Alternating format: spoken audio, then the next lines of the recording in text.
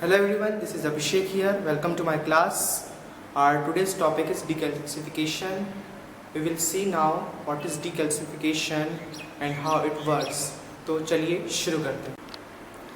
Decalcification.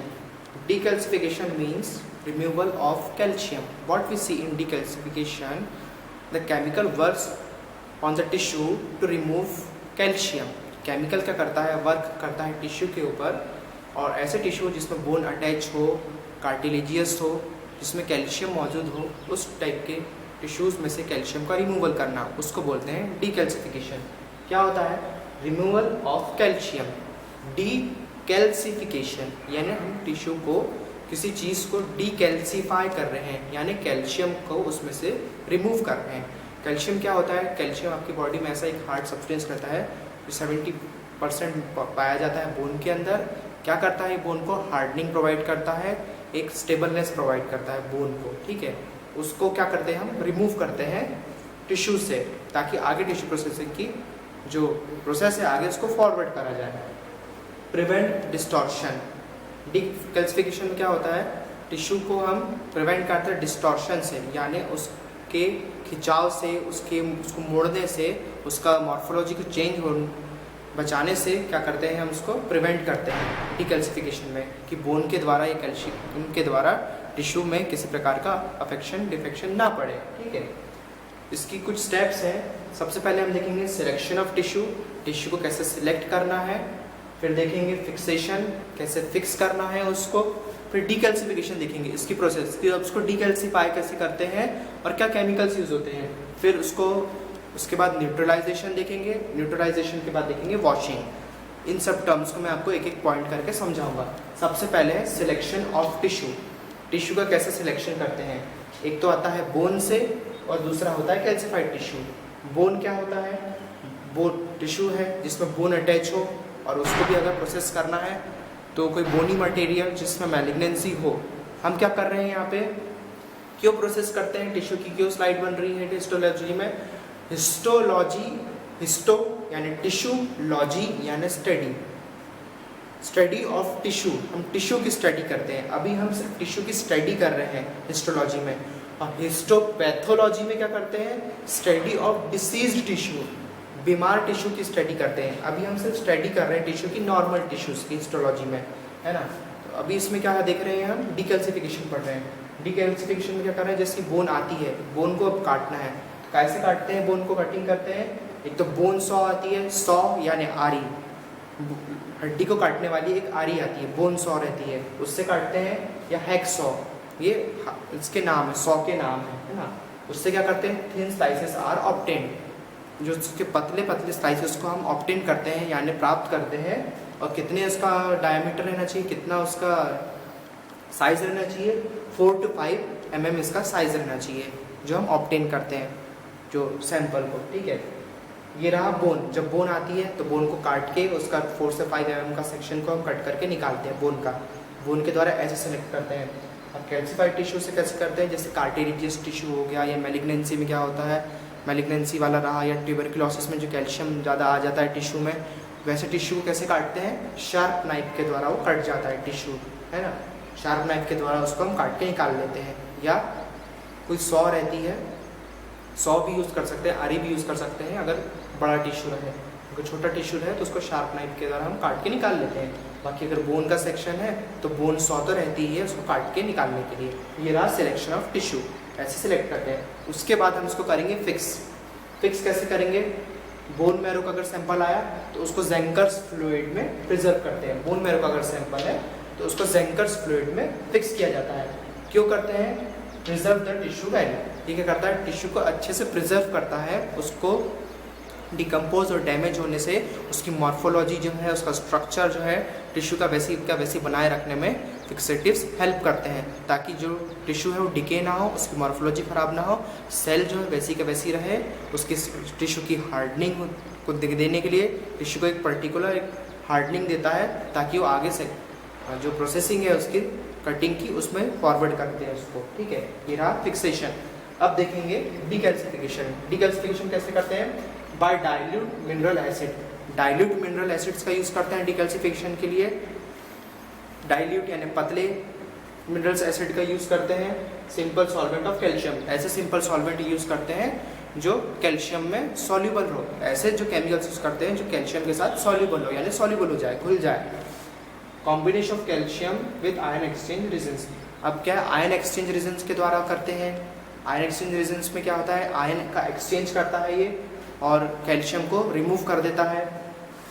Chelating reagent क्या करता है, बाइंड करता है कैल्शियम से, बाइंड करके निकाल देता है, चिलेटिंग रिएजेंट के द्वारा भी डीकैल्सिफाई करते हैं।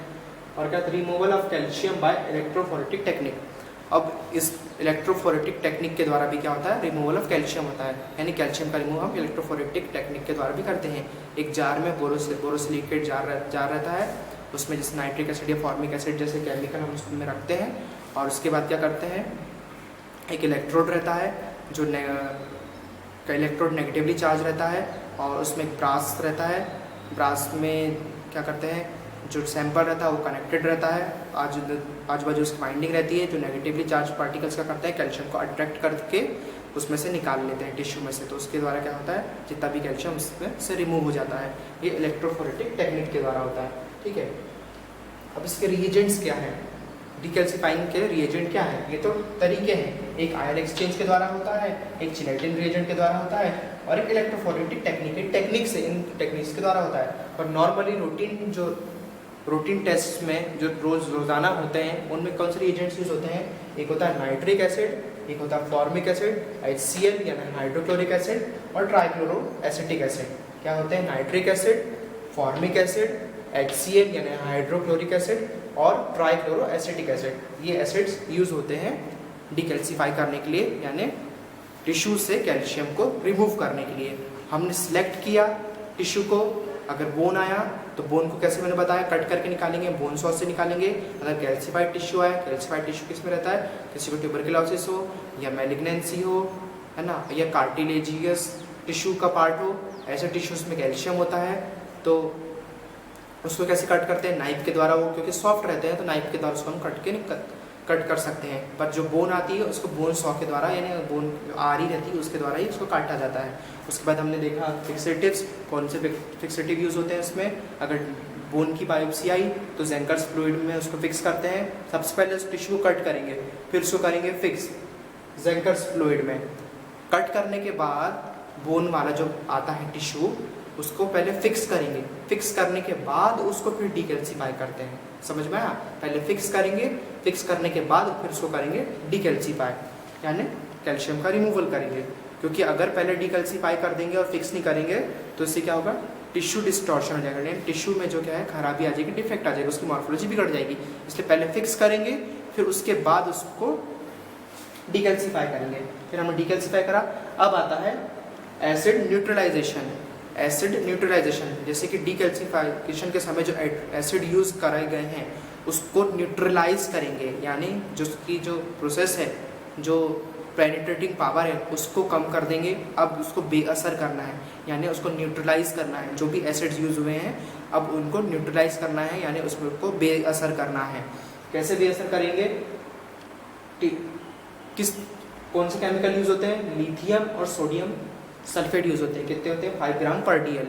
5 ग्राम पर DL के मेजरमेंट में लिथियम या सोडियम सल्फेट यूज़ होता है, न्यूट्रलाइज करते हैं। ये क्या है, अल्काली रहता है, अल्काली रहता है, जो कि क्या करता है, न्यूट्रलाइज करता है टिश्यू को। जो भी केमिकल उसमें से यूज हुई, जैसे nitric acid, formic acid, HCl, trichloro acetic acid, इन सबको न्यूट्रलाइज करता है ये, यानी उसका असर खत्म करेगा, है ना। Tissue should be neutralise before washing. Washing के पहले हमको टिश्यू को न्यूट्रलाइज करना है, ठीक है। अब न्यूट्रलाइजेशन के बाद आता है लास्ट में वॉशिंग। वॉशिंग कैसे करते हैं, 2 से 4 घंटे 2 to 4 आवर्स लगते हैं अल्कोहल में। आप अल्कोहल के द्वारा वॉशिंग कर सकते हैं, है ना। कैसे वॉशिंग करेंगे अल्कोहल में, अल्कोहल में टिश्यू को रखा 2 से 4 घंटे के लिए ही रखते हैं। अगर अल्कोहल में रखा, या तो उसको ओवरनाइट रख दो, वाटर में छोड़ के, सीधा पानी में रख के उसको ओवरनाइट छोड़ दो, तब भी वो वॉशिंग उसमें से हो जाएगी, क्योंकि जो न्यूट्रलाइजर है उसमें सब रिमूव होना है। हमको ये सब न्यूट्रलाइजर, डीकैल्सिफाइंग रिएजेंट को किसने रिमूव किया, न्यूट्रलाइजर ने रिमूव किया। अब हमको न्यूट्रलाइजर को रिमूव कैसे करना है, तो उसको कैसे रिमूव करेंगे, अल्कोहल के द्वारा, या ओवरनाइट आप टिश्यू को छोड़ दो वाटर में, तो उससे भी वो रिमूव हो जाएगा, है ना। ओवरनाइट इन वाटर क्या करते हैं, to remove alkali after neutralisation. हम अल्काली को रिमूव करते हैं न्यूट्रलाइजेशन के बाद। तो ये था हमारा डीकैल्सिफिकेशन का एक एग्जाम्पल कि डीकैल्सिफिकेशन कैसे होता है। सबसे पहले टिश्यू को हम सिलेक्ट करते हैं, उसके बाद सिलेक्शन के बाद हम उसको फिक्स करते हैं ज़ेंकर्स फ्लूइड में, अगर बोन मैरो का आया उसको फिक्स करने के बाद डीकैल्सिफाई करते हैं। डीकैल्सिफाई मैंने बताया चिलेटिंग रिएजेंट या आयन एक्सचेंज रेजेंस या इलेक्ट्रोफोरेटिक टेक्निक्स के द्वारा होता है। केमिकल्स मैंने बताया formic acid, nitric acid, trichloro acetic acid, HCl, इनके द्वारा उसको डीकैल्सिफाई करते हैं यानी रिमूव करते हैं कैल्शियम का। उसके बाद रिमूव करने के बाद जो एसिड यूज़ करे गए हैं डीकैल्सिफिकेशन के लिए उसको न्यूट्रलाइज करेंगे। न्यूट्रलाइज करने के बाद, न्यूट्रलाइज कैसे करते हैं, लिथियम से या सोडियम सल्फेट से करते हैं, है ना। उसको न्यूट्रलाइज करने के बाद फिर वॉशिंग करेंगे। वॉशिंग कैसे करते हैं, 2 to 4 आवर के लिए या तो उसको अल्कोहल में रख दो तो न्यूट्रलाइजेशन के जो रिएजेंट है वो रिमूव हो जाएंगे, या तो ओवरनाइट उसको टिश्यू को वाटर में छोड़ दो तो उससे भी वो रिमूव हो जाता है। ठीक है, तो ये रहा हमारा डीकैल्सिफिकेशन का पूरा प्रोसेस।